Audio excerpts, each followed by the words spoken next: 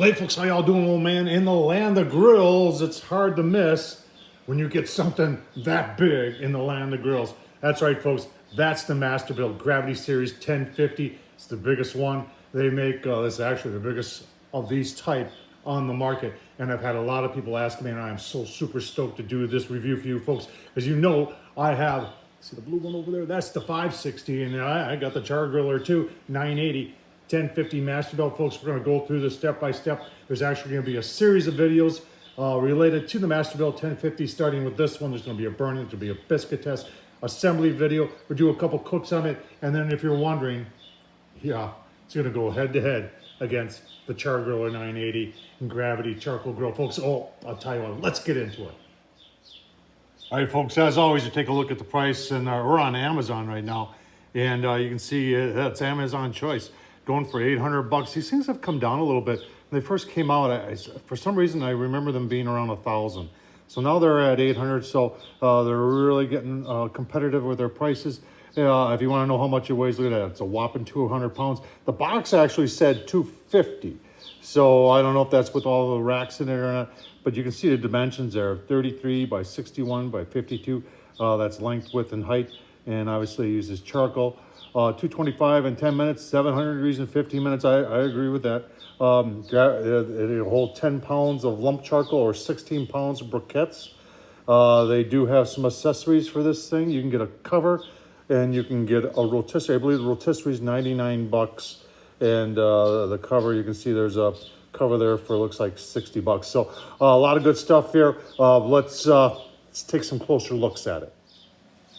All right, we brought the 560 out there. I like that color. Yeah, I did that, and that may be coming to this one too. But the reason I brought it up, this was the first version of the Masterbuilt Gravity Series, and then they went to this 1050, and now there's a middle one that has actually has a griddle in it too. But this one is actually, as far as I know, this is version 2. Maybe it's a little bit more, but I think it's version 2. The firmware that runs the little controller down there. They've upped that now to version 3, and I've downloaded version 3 using Wi-Fi into the 560 and into the 1050, and it works just fine.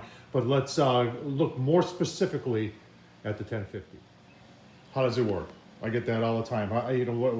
What's this thing right here? So you fill that up with charcoal or lump charcoal, and you can mix chunks of wood in there also. And then you start a fire in there. We'll take a closer look at that. That fire makes heat and smoke, and then there's a fan on the other side, and you see that blade there, that blade there. You pull those blades, fan blows, and the smoke and the heat goes into your chamber there. It works pretty good. A lot of people say, well, once you're done, you're going to lose all your charcoal. No. When you're done, you put those blades back in, you shut everything down, and it snuffs out your charcoal so you can use it for your next cook. All right, we'll start on the outside of the grill. You've got cool to touch handles here. These do not get hot. You've got a temp gauge right there. You've got a folding shelf right there. The only part of this I don't like, I think that the folding front shelf is 8 1/4. I wish it was a little bit bigger. You've got a large bottom shelf there. 8-inch wheels, 3-inch locking casters on both sides. You got another shelf over here. That's your that's your controller. It's like a PID controller. It does have Bluetooth and Wi-Fi connectivity, and it does work, folks. Very early on in these grills, there were some issues with this, and they've resolved that. In fact, yesterday it took me about 5 minutes to hook up and download the newest firmware version 3 on here. You got 4 probe ports there. They only give you 1 probe though. That right there, that's for a that's where you put a rotisserie. So I do have a rotisserie. We're going to put a rotisserie on and show you that. You got your large shelf here. You got some hangers right there. I hang the cord on there, but you can put tool hangers on there. And they also have hooks underneath on the back. And I didn't know this on this grill until I got it put together. You got a little storage thing back there. You can see I've got my temp probe back there, but that's kind of cool too. And we'll take a look at that right there. All right, so if you're wondering where the fan is, and we take a much closer look at the fan in the assembly video, but that's the fan right there. It is variable speed. And then over on that side is your grease tray, and that pulls out from underneath your side shelf. You see that slot there? Pulls out through there. And then you've got right here is that's where your grease goes. So this is one of these things, I usually line mine with aluminum foil, makes cleanup of this area a lot easier.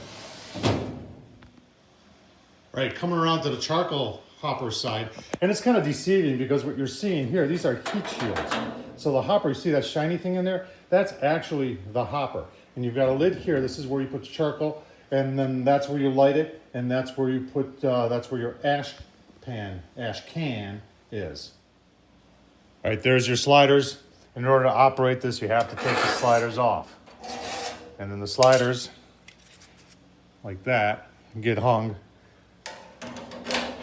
right there. Now, in order to shut it down when you're done cooking, turn it off, you leave everything closed up, and then you take these sliders out, and then one is bigger than the other one. So the big one goes on top, and the little one goes on the bottom. And like I said, that fan blows through here, comes back around, and goes into your cooking chamber. We'll show you that. All right, now we're to your bottom door. So we open this up, and this is always closed during operation.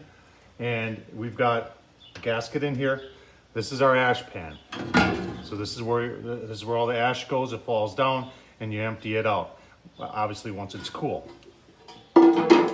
This is where the charcoal burns. So this has been redesigned as of 2021, and it allows charcoal to burn but not fall through. They had an issue with the original ones where they just had these top, and a lot of it was falling through. So they've listened to their customers, and they've made some changes, and it's working. And if you can see right there, see the safety switch? That's a safety switch down here. So when you open this door, it'll when that opens, it won't allow the fan to run. Otherwise, your charcoal would really start going up pretty big time. So we got some safety devices, which is a good thing. Built right into the 1050.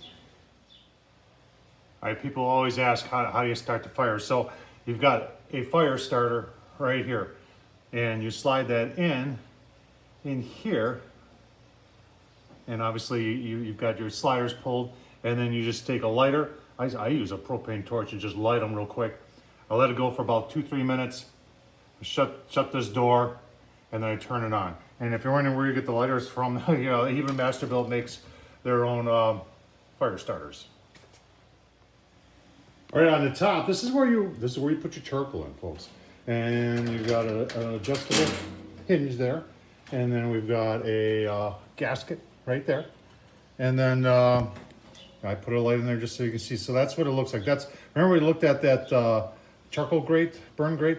Well, that's it right down there. And then we've got where you see the slotted, that's where it blows everything in. And I've got some of these parts that are down below. We'll take a closer look at that.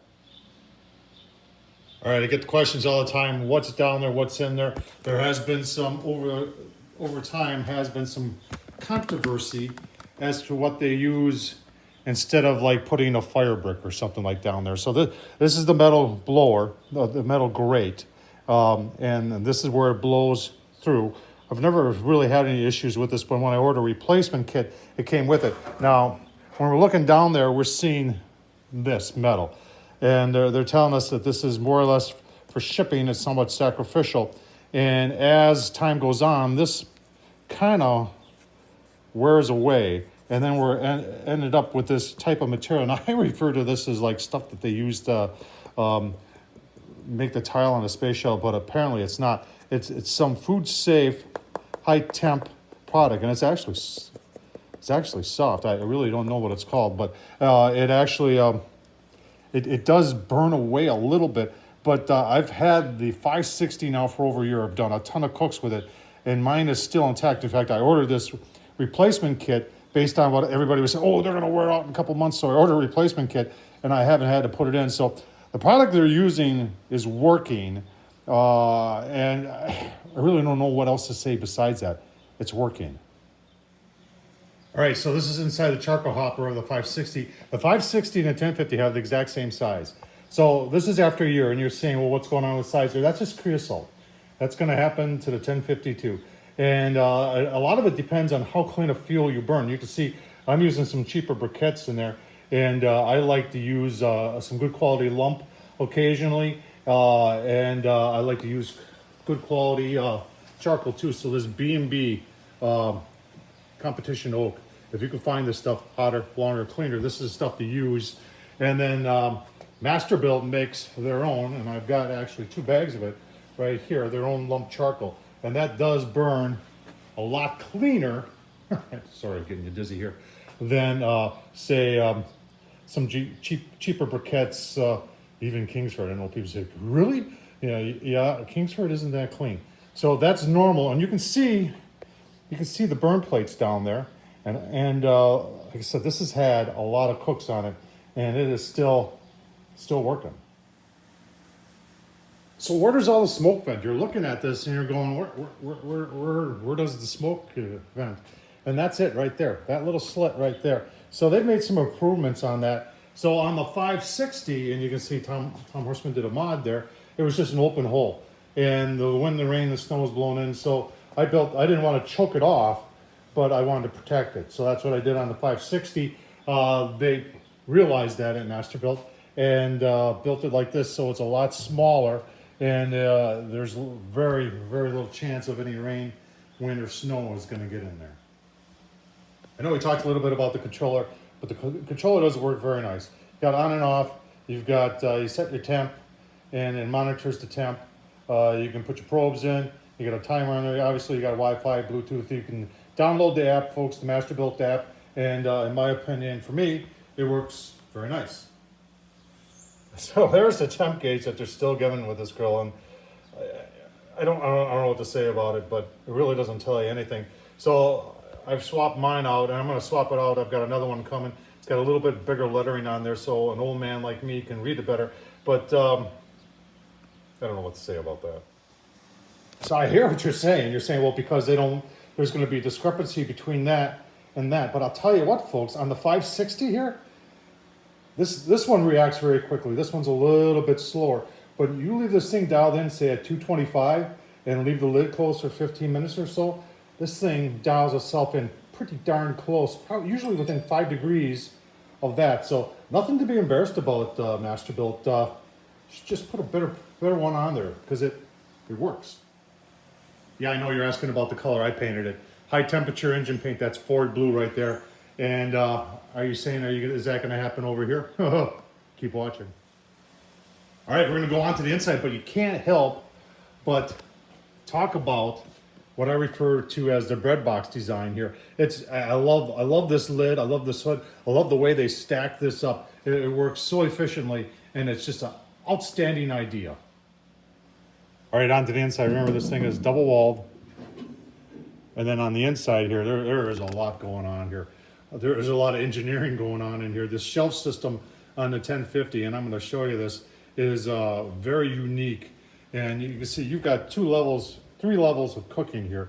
You've got your cast iron down there for your searing, and then you've got this large rack up here, and another rack right there where you easily put briskets up there. Put your water pan underneath there. You could put ribs galore in this thing, chickens galore in this thing. There's a ton of room. And I'll tell you what, I'm going to show you how these are porcelain enamel grates. Show you how these work. We'll pull these out, and we'll get down to that silver thing you see. All right, so that's pretty cool.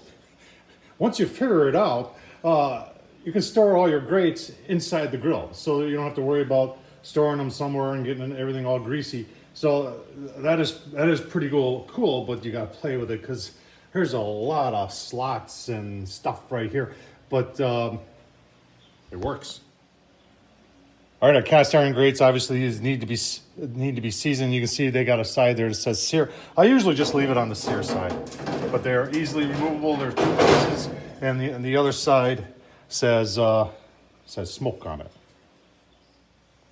So once again, to understand how this thing works, remember we've got a fan, and we pull those out. The fan blows and comes back, and then it goes through this heat diffuser right here, and the heat and the smoke come out of those little squares right there, and they're on both sides. This is made out of metal, and it's sloped on top so that your grease can go down and go into your grease tray. But this thing is also removable like that, and comes out for easy cleaning. And they have made some improvements here and made these holes bigger so it's easier to put in there. So that again that's where everything comes out, and then it goes through this thing right here. And then you can see our grease tray down below. There's 2 screws in the bottom on this, and you just pull it in and it locks it in just like this. The whole thing on the inside is, I can't tell whether that's porcelain enamel. It could be. It looks like it might be. And then there's a probe port hole right there to put your probe port through. Well, I might as well show you the rotisserie too. Let's get this out of the box and set it up so you can see too.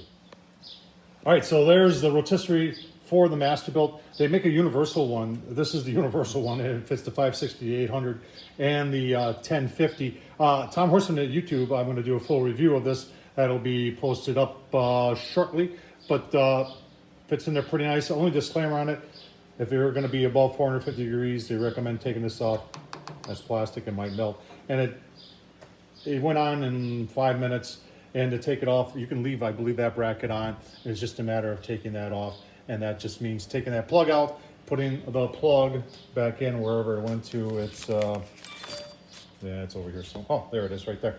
So we'll keep on going here. All right, one last thing on the inside, that's where your temp probe is. That's what tells this what the temp is and whether or not to turn the fan on or off or slow it down. All right, folks, so there it is. There's a review of the Masterbuilt 1050 Gravity Series charcoal grill, folks. This thing's a beast. If you're looking for something with a lot of room and you want to cook on charcoal and you want to do low and slow and have something that can do hot and fast, I tell you, this thing goes from 225 to 700 in less than 10 minutes, sometimes as fast as 5 minutes. So you're saying, Tom, you didn't really show us much about the controller. In the video where I do the assembly of this, toward the end of the video, I go through how to hook up the Wi-Fi. It does work. Also, the rotisserie, I'm going to have a video coming up on the rotisserie. There's going to be a burn-in, there's going to be a biscuit test. We do a couple other cooks on it. And then, like I said, you betcha, there's going to be another challenge between Masterbuilt and Char Griller. Keep on watching, folks. Hope you enjoyed this. Thumbs up. Leave a comment as you always do. Appreciate it, folks. Thanks for watching.